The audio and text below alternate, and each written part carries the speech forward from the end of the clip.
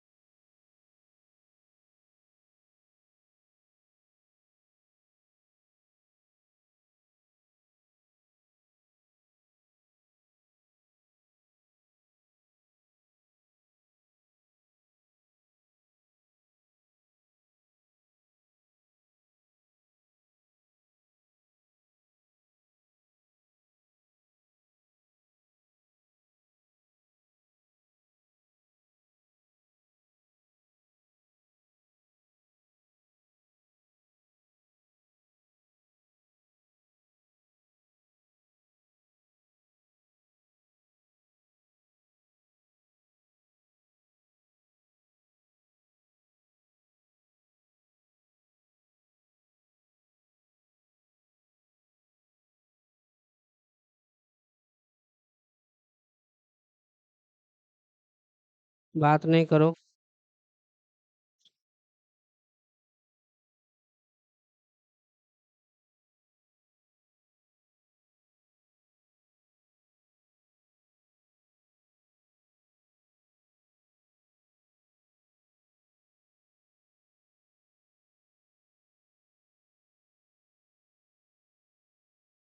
लिख लिए।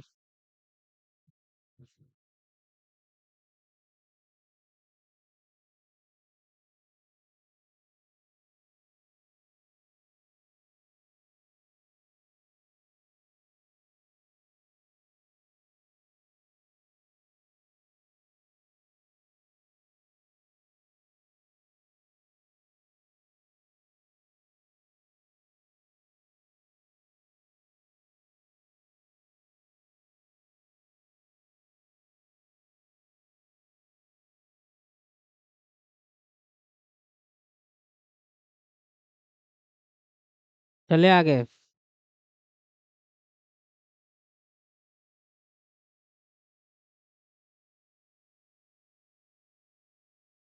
ठीक है।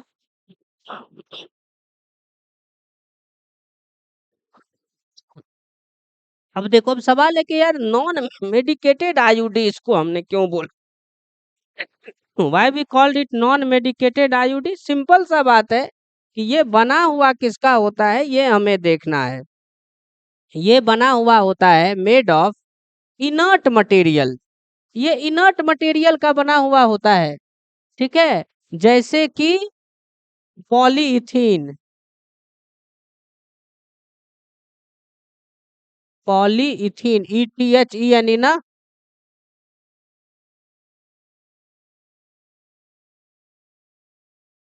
या स्टेनलेस स्टील, या स्टेनलेस स्टील, इसका ये बना हुआ होता है, या ये स्टेनलेस स्टील का बना हुआ होता है, इनर्ट मटेरियल का बना हुआ होता है। होता क्या है, जैसे इस आईयूडी को यूटेरस में प्लेस करते हैं, ये थोड़ा बहुत टिश्यू इंजरी कर देता है, जिसके कारण जो भी यूटेरस वाल में फेगोसाइटिक सेल हैं वो अट्रैक्ट हो जाते हैं और एकदम हाइपर एक्टिव हो जाते हैं। और जैसे ही स्पर्म इंटर करता है, स्पर्म की भी फेगोसाइटोसिस हो जाती है, स्पर्म को भी किल कर दिया जाता है। समझ में आई बातें। जैसे स्पर्म सरफेस के कांटेक्ट में आ रहे हैं, स्पर्म भी मर जा रहा है। तो सीधी सी बात है, ये करता क्या है, it promote promote phagocytic cell, phagocytic cell of uterus. ठीक है। Thus phagocytosis of sperm takes place. Phagocytosis, phagocytosis मतलब सेल ईटिंग, निगल लिया फेगोसाइटिक सेल स्पर्म को, खत्म हो गया sperm. 10 phagocytosis of sperm takes place, sperm takes place, phagocytosis of sperm takes place, sperm की फेगोसाइटोसिस हो जाती है, प्रेगनेंसी की संभावनाएं खत्म। ठीक है। आज के डेट में अगर देखा जाए तो याद रखिएगा, बेरियम सल्फेट से इम्प्रेग्नेशन वाला जो है लिपेज लूप, कई तरह के लिप्स लूप हैं, लेकिन दुनिया के कई सारे हिस्सों में आपको जो मिलेंगे, ठीक है, वो प्लास्टिक के ऊपर इम्प्रेग्नेशन, इम्प्रेग्नेशन मतलब किसी भी, जैसे कि ये ऑब्जेक्ट है, इसको हमने बेरियम सल्फेट में डुबाया, निकाल लिया, that is called impregnation of this material by barium sulphate. पूरा बेरियम सल्फेट इस पे क्या है, एकदम पोता हुआ है, रंगा हुआ है, इस तरीके से इसको कवर कर रहा है चारों तरफ से। ठीक है। That word is impregnation. तो होता क्या है आज के डेट में, nowadays plastic impregnated with impregnated with barium sulfate, barium sulfate is used to make lips loop, इस्तेमाल किया जाता है लिप्स लूप को बनाने में, in many part of world, दुनिया के बहुत सारे हिस्सों में। Clear. Second one is copper releasing IUD, नाम से ही फेमस है। ये क्या करेगा, ये कॉपर को रिलीज करेगा, ठीक है, इट रिलीजेस कॉपर। ये जब तक अंदर पड़ा है यूटेरस में, ये कॉपर को रिलीज करेगा। और कॉपर क्या करेगा, तो कॉपर स्पर्म के मोटिलिटी को सप्रेस कर देगा। स्पर्म में इतनी ताकत ही नहीं बची, स्पर्म मोटाइल ही नहीं रहा कि वो जा करके फर्टिलाइज कर सके। Releases copper, it suppress sperm mortality. ये क्या करता है, स्पर्म के मोटेलिटी को सप्रेस कर देता है। It suppress sperm motility. उतारिए, लिखिए।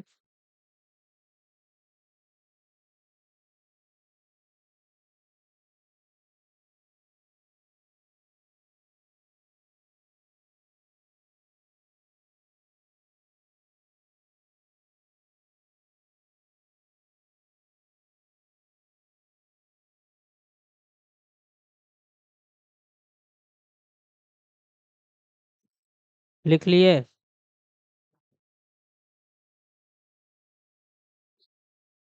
It suppress sperm motility, sperm के मोटेलिटी को सप्रेस कर देगा। स्वाभाविक सी बात है ना, जब स्पर्म की मोटेलिटी सप्रेस हो जाएगी तो फर्टिलाइजेशन करने का क्षमता भी खत्म हो गया। ठीक है, तो क्या लिखेंगे, reduces fertilising capacity of sperm. आपकी एनसीईआरटी की लाइन है, reduces fertilising capacity of sperm.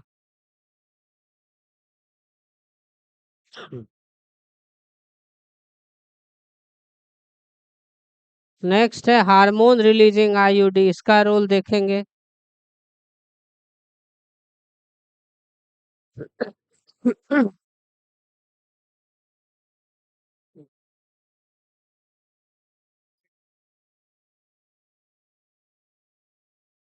चलो चलो जल्दी लिखो।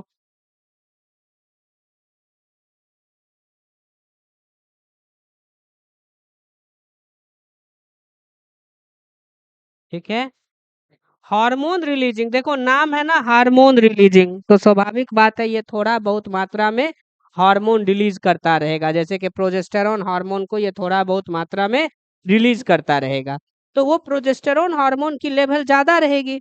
इससे क्या होगा, सर्विक्स में म्यूकस का सेक्रीशन बढ़ जाएगा, सेक्रेटरी नेचर बढ़ जाएगी सर्विक्स की, तो म्यूकस प्लग बन जाएगा और बड़ा ही मुश्किल होगा स्पर्म के लिए उस सर्विक्स को क्रॉस करके अंदर जाना। इतना ही नहीं, जो पूरा का पूरा यूटेरस है वो भी अनसुटेबल हो जाएगा इम्प्लांटेशन के लिए, ड्यू टू एक्सेसिव म्यूकस। तो क्या लिखेंगे, हार्मोन रिलीजिंग आईयूडी क्या करता है, it make uterus unsuitable for plant implantation, unsuitable for implantation. Uterus को इम्प्लांटेशन के लिए क्या करता है, ये अनसुटेबल बना देता है। अनसुटेबल फॉर इम्प्लांटेशन, इम्प्लांटेशन के लिए अनसुटेबल बना देता है। Cervical mucus increases too much, और सर्वाइकल म्यूकस को भी बहुत ज्यादा क्या कर देता है, ये बढ़ा देता है, जिससे स्पर्म की एंट्री भी थोड़ी बहुत रिटार्ड होती है। अगर स्पर्म अंदर चला भी जाता है तो उसकी एनर्जी वेस्ट होती है। ठीक है, तो यही तीन प्रकार के आईयूडी हैं, तो याद रखना, आइडियल कॉन्ट्रासेप्टिव आईयूडी। ओके, अच्छा, क्या आईयूडी फेल नहीं होगा, क्या आईयूडी की फेल्योर रेट नहीं है ना, 1 से 3%, बहुत कम। ठीक है, 1 से 3% फेल्योर रेट, कितना हो गया, 1 से 3%, 1 to 3% पूछता है ये क्वेश्चन। ठीक है, तो that's about the IUD, intrauterine devices.